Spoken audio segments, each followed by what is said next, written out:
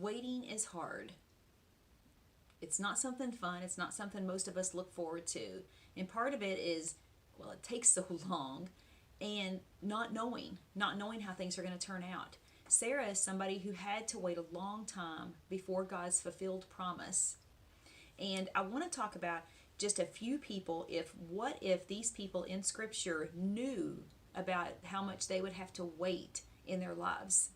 And so what if they knew this information ahead of time? Joseph, you're going to be sold as a slave when you're 17 years old, and you will work as a slave and as a prisoner until you are 30.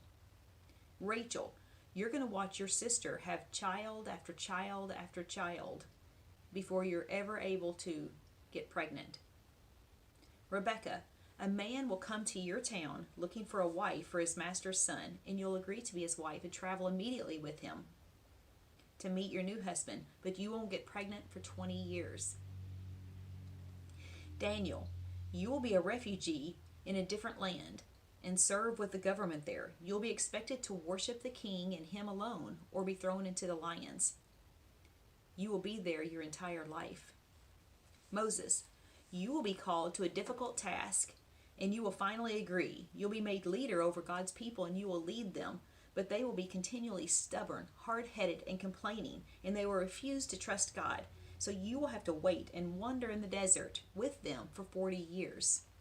So these are difficult things that people in Scripture, they had to wait. And so Sarah and Abraham are also waiting. The promised descendant, the promised son for them, was given when Sarah was 65 and Abraham was 75. So 10 years later, nothing had happened. There was no descendants. There was no child. So Sarah takes matters into her own hand. We see this in Genesis chapter 16, and has an idea that her servant girl would be given to Abraham as a wife to bear children for them.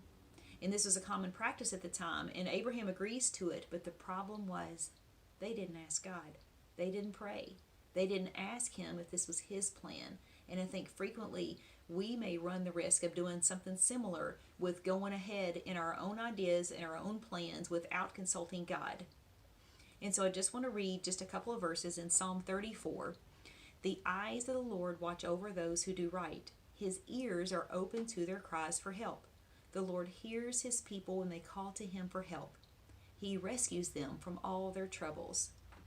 No matter what we're dealing with, we can call out on God, but we can ask him and trust him in what's ahead, and never take matters into our own hand, and always consult him beforehand.